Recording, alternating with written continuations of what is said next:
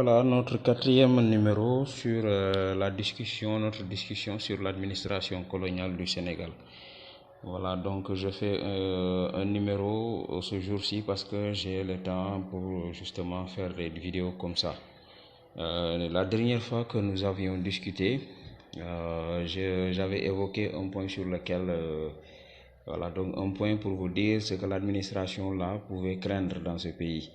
Et j'étais sur le point de citer 5 points.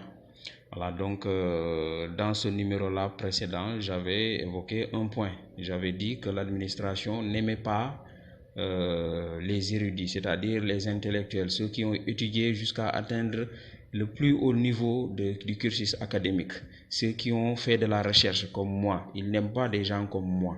Voilà, donc ce qu'ils veulent, c'est justement rabaisser les gens, faire en sorte que voilà, donc ils soient de plus en plus, qu'ils descendent de niveau intellectuel. C'est pourquoi quelque part chez eux, vous n'allez pas le voir, quand ils commettent leurs exactions, ils le font dans la plus grande discrétion. Voilà, c'est seulement quand ils ont des devoirs ou bien quand ils ont des missions, quand ils ont des ordres à exécuter, voilà, pour montrer qu'ils font correctement leur travail, vous les voyez en plein jour. Mais là où ils commettent leurs exactions, vous n'allez pas les voir. Ce sont des gens qui sont très discrets. Voilà. Beaucoup d'entre eux, vous ne pouvez pas savoir où ils habitent, ils vivent dans la plus grande discrétion, c'est-à-dire ils vivent entre eux, ils ont créé leur propre milieu dans lequel eux seuls se fréquentent entre eux. Voilà, c'est ça. Ou bien ils fréquentent d'autres personnes qui leur sont recommandables, hein, d'après leur conception. Voilà. Mais il faut savoir que l'administration coloniale, ce ne sont pas des saints, hein, ce ne sont pas des saints.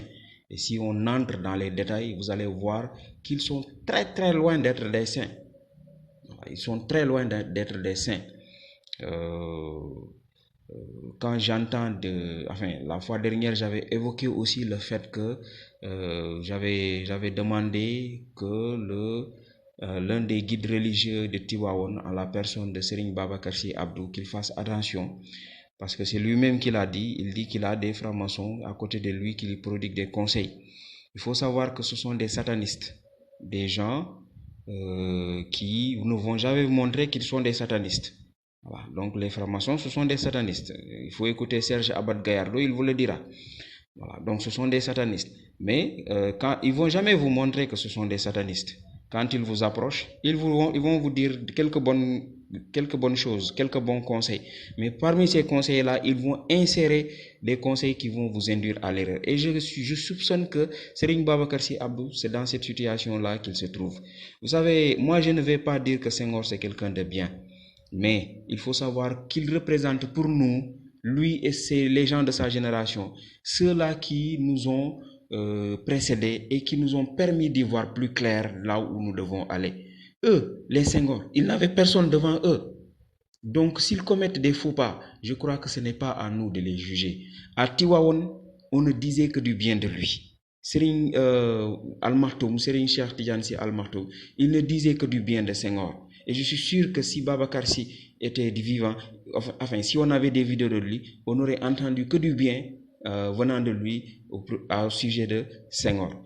Mais quand je vois Serigne Babacar Sy Abdou dire des choses qui n'honorent pas l'image de Senghor, j'en déduis tout simplement qu'il est sous l'influence de ces francs-maçons qui sont à côté de lui et qui l'induisent en erreur. Vous savez, Serge Abad Gallardo, il a dit quelque chose de très intéressant que vous devez retenir. Il a dit que le principe de la franc-maçonnerie, c'est le même que celui qu'on retrouve dans le scénario du Jardin d'Éden. La subtilité avec laquelle le serpent a trompé Adam et Ève, sans créer de soupçons, sans éveiller de soupçons. C'est par cette même subtilité-là que les francs-maçons opèrent. Donc faire en sorte que la malice, c'est créer le mal sans pour autant réveiller des soupçons sur sa personne. Ils viennent, ils commettent le mal contre vous et c'est vous qui allez les jeter des fleurs, dire du bien d'eux. C'est comme les Blancs. Aujourd'hui, malgré tout ce qu'ils nous ont fait, vous allez voir, il y aura des gens qui diront du bien des Blancs.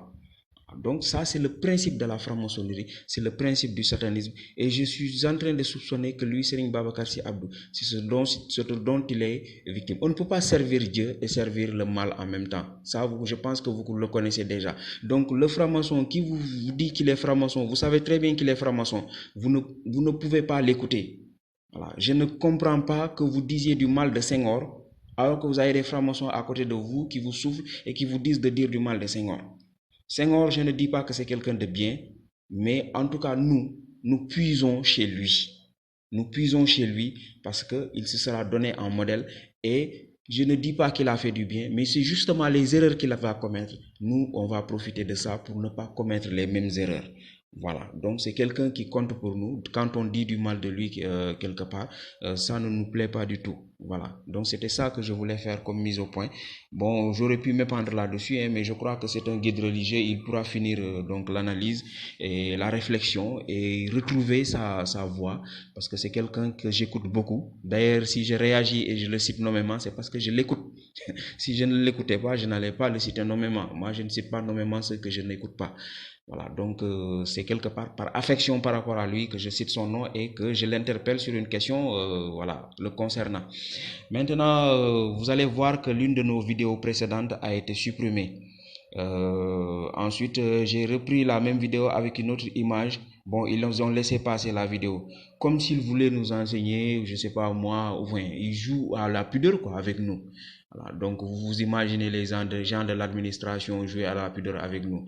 Bon, j'imagine qu'ils font de la manipulation pour ceux qui ne les connaissent pas, mais moi, ce sont des gens que je connais. Voilà, donc ce ne sont pas des saints, ils sont loin d'être des saints. Ce sont des gens, ils sont tellement dégueulasses dans leur vie. Sérieusement, je vous dis, on vous parle de Sonko avec ses mensonges répétitifs. On vous parle de lui avec ses perversions, ou je sais pas moi, détournement de mineurs, je sais pas, perversion de la jeunesse. C'est le moindre d'entre eux, hein, s'ils vont jusqu'à le dire un saint Sonko, je ne sais pas, Sonko Mousselmi, c'est parce que c'est le moindre d'entre eux. Si vous allez dans l'administration, vous allez trouver des gens pires que Sonko. Et je vous dis, on n'a pas tout dit concernant Sonko. Vous avez entendu la féticheuse là, je ne sais pas moi, la voyante là, Selbé Diouf là, qui dit qu'il a vendu son âme au diable. Croyez-moi sur parole, on n'a pas tout dit sur Sonko. Et je vous dis que c'est le moindre parmi eux. Ils ont fait l'effort de trouver le plus à même de pouvoir représenter leur image pour le présenter comme candidat. Mais croyez-moi sur parole, Sonko c'est le moindre d'entre eux. Voilà, donc on a le cas de Cheikh Béthio Thioune par exemple qui a 7 femmes, mais si vous allez dans l'administration, vous verrez des gens qui ont plus de 10 femmes. Il y en a parmi eux qui ont des maisons à n'en plus finir. Ils mènent une vie. Quand vous entrez dans leur vie, vous allez vous rendre compte. Vous avez l'impression que vous avez affaire à des morts vivants. Voilà, des morts vivants. Ils vivent dans le luxe, mais c'est des morts vivants. Et ce sont ces gens-là qui viennent pour dire que la photo que j'ai mise ici sur ma page TikTok là, oui, ce n'est pas c'est une page à supprimer. C'est une image à supprimer. Vous vous rendez compte, ils veulent jouer à nous donner, je sais pas moi, des leçons de pudeur. Hein? Alors que ici sur TikTok, on a des vidéos les plus obscènes. Ils les laissent passer. Moi-même qui vous parle, je suis venu à TikTok parce que j'ai vu que TikTok était en train de détruire la société. J'ai fait des comptes dans lesquels je mets des vidéos de chants religieux. Je fais partie de ceux-là qui sont en train de jouer positivement pour que TikTok revienne dans le bon sens. Mais la photo qu'ils ont supprimée là, c'est de l'histoire. Il s'agit de l'histoire de l'humanité. Il s'agit de l'histoire de l'Europe, ce qui s'est passé en Europe. Et que les gens doivent connaître. Ils suppriment comme ça froidement la page. Hein? C'est comme ça qu'ils ont l'habitude. Ils ne commettent que des exactions. Mais on reviendra. Vous aurez l'occasion de connaître ces gens-là. Vous allez voir que ce sont des gens qui ne sont pas du tout en bonne posture pour nous donner des leçons de pudeur. Hein? Voilà. Donc, je reviendrai peut-être demain pour une autre vidéo, puisque ces temps-ci, nous avons le temps. Donc, je reviendrai. Merci et à la prochaine. Bye bye.